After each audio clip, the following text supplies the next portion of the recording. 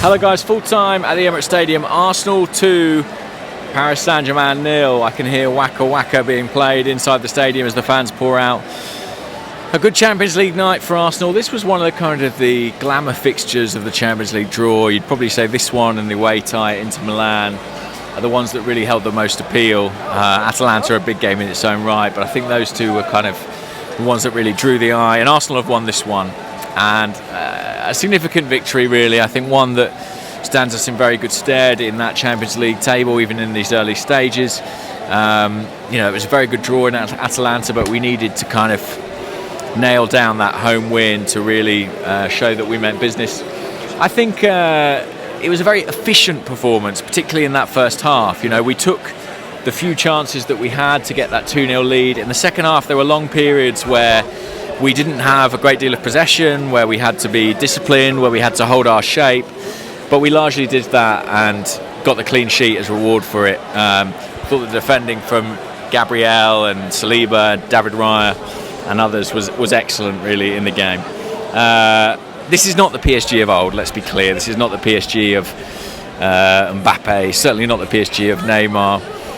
It's a PSG shorn of some of its stars, but there's still a lot of talent out there on that pitch. And they did have their chances, a couple of efforts from the edge of the box. Mendes, I think, was particularly dangerous, had some good shots on goal, one clipping the outside of the post. But Arsenal's goals in this game, well, one came from Kai Havertz, but a lot of it was about Leo Trossard. Brilliant assist from him. Arteta stuck with the same team that had won against Leicester. And I thought it was a brilliant assist from Trossard, kind of weaving through the midfield, clipping that across the back post. I suppose Donnarumma didn't have a great night, but I thought Kai Havertz was really brave to go into that challenge, to meet him with the header. Not sure how much he knew about the contact, but it was a perfect contact and flew into the far corner, in off the post.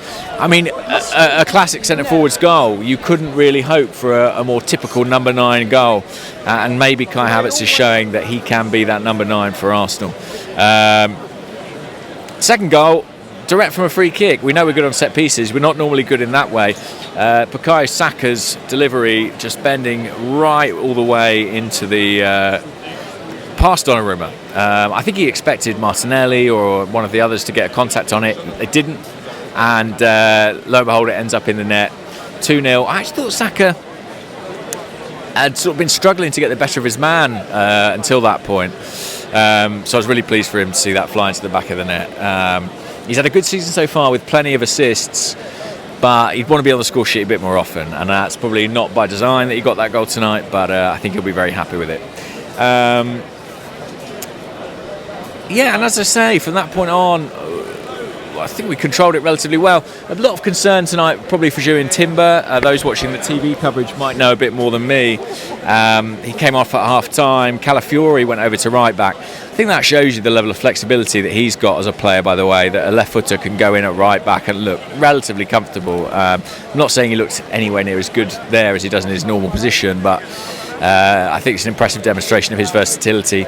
Let's hope nothing serious for Timber, just a precaution. You'd like to think so. At 2-0 up and with Southampton the weekend, Ben White not on the bench today. They were just looking after a player who's had a long-term injury, and he'll be back before too long. We saw Mikel Merino get his debut tonight. Listen, he's big. What a big Arsenal side had out there tonight, and it got even bigger when he came on.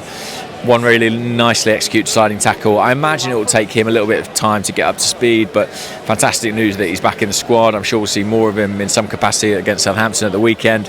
Gabriel Jesus got himself on the pitch. Miles Lewis-Skelly got a late cameo as well. We made use of the full squad. I thought Jakub Kiwior, after a decent showing in the Carabao Cup, had another good cameo for the second half as a left back. We had to use our depth. Slightly surprised we didn't see Raheem Sterling, a player with a vast amount of experience in this competition. Maybe he is being saved for a starting role at the weekend. You have to think that Mikel Arteta will be planning some rotation there after a big week, really. A game against Leicester that was harder work than it needed to be. A big game against PSG.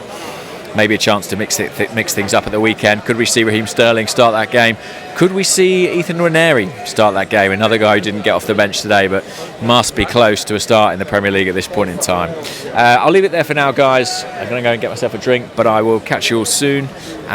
Take care. Speak to you Saturday. Bye-bye.